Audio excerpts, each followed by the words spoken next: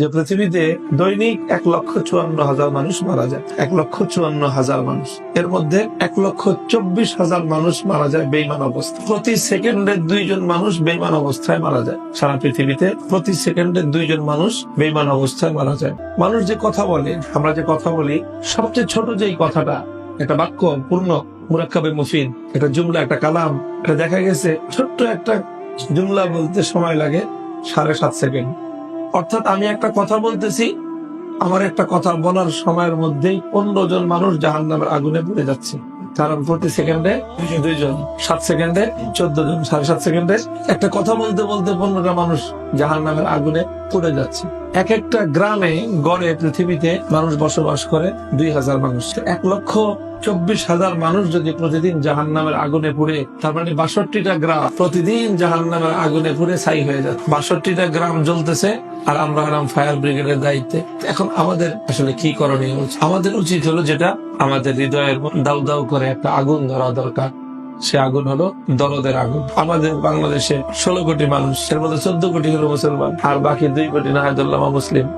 14 জন যদি দাওয়াত দিত, তো 2 জন মানুষ অমুসলিম থাকে কেন? 7 জনের ভাগে 1 জন পড়তো। তো 7 জন লোক যদি একজনের পিছনে ছুটতো দাওয়াত নিয়ে, তাহলে সেই মানুষটা জাহান্নামের আগুনে জ্বলতে পারতো। সে মানুষটা জাহান্নামের আগুনে জ্বলতেছে কেন? সেই 7 জনের দায়িত্ব ছিল তাকে রক্ষা করা। এই 7 জন তো তারা আরামের ঘুম ঘুমাইতেছে, তারা মজা লুটতেছে, আর তারা বলতেছে যে বহু ধর্মের বিচিত্র বাংলাদেশ, এই বৈচিত্র্যের সৌন্দর্য ধরে রাখতে হবে আমাদের, যাতে যে যে ধর্মে আছে ওই ধর্মে থাকে।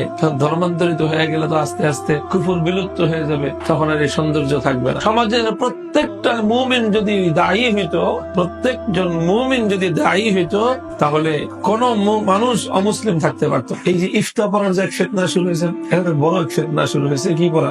ইফতার পড়া বড় ফিতনা। প্রত্যেকে বুঝতেছে যে আমার নামের শেষে মুফতি লাগাইতেই হবে। এটা চাকরির জন্য দরকার, বিয়ে শাদীর জন্য দরকার, যাই কিছুর জন্য।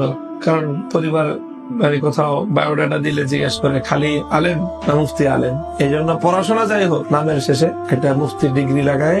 এই যে ব্যাপক ভাবে সব ইফতার পড়তেছে, অথচ আমলে গিয়ে এটা তেমন কোন প্রয়োজনীয়তা দেখা যাচ্ছে না অধিকাংশের জীবনে। এই মানুষগুলো যদি তারা দাওয়াতের উপর পড়াশোনা করে নিজেদেরকে আরেকটু প্রস্তুত করে এই কাজে যদি নামতো, তো উম্মতের বড় ফায়দা হয়ে যেত। তো যেই সরিষা দিয়ে ভূত ছাড়াবো, ওই শস্যের মধ্যে তো ভূত। যে ওলামাদের জিম্মাদারি ছিল, এটা যে ওলামাদের জিম্মাদারি ছিল। আমি তো বললাম যে প্রত্যেক মুমিনেরই তো দায়ী হওয়ার কথা। তো প্রত্যেক মুমিন যদি দায়ী হইতো, তাহলে 7 জন মুমিন একজন অমুসলিমকে দাওয়াত দিত, তো সে অমুসলিম কয়দিন আর অমুসলিম থাকছে? উল্টা দাওয়াত দিবে তো দূরের কথা, 7 জনের দাওয়াতের ঠেলায় তো সে নিজেই ইসলাম কবুল করত। বাদ দেন ইমানদারদের কথা, ওলামাদের কথা ধরেন। আলহামদুলিল্লাহ, লক্ষ লক্ষ ওলামা, প্রত্যেক আলেম যদি অন্তত দাওয়াতিল ঈমান গায়রে মুসলিমদেরকে যদি দাওয়াত দিত।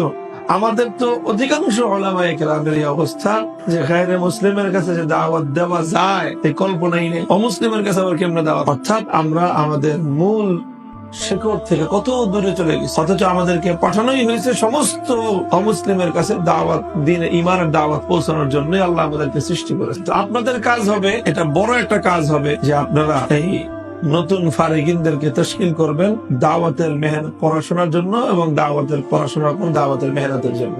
ইফতা না পড়ার জন্য তশকিল করবেন। ইফতা পড়িস, মুফতির জ্বালায় দেশে এখন গিজ গিজ করে, পাও রাখা যায় না মুফতির। যে পরিমাণ মুফতি হয়েছে, আগামী 50 বছর যদি বাংলাদেশে আর কোনো মুফতি নাও হয়, তাহলে এই জাতির ফতোয়ার জন্য কি এখন দরকার? দায়ী, কাজের দরকার, কাজ, দায়ী দরকার। দায়ী ঘরে ঘরে দায়ী দরকার, ঘরে ঘরে মুফতির দরকার নাই। পুরা মহল্লায় একজন মুফতি থাকলেই যথেষ্ট। কিন্তু দায়ী প্রত্যেক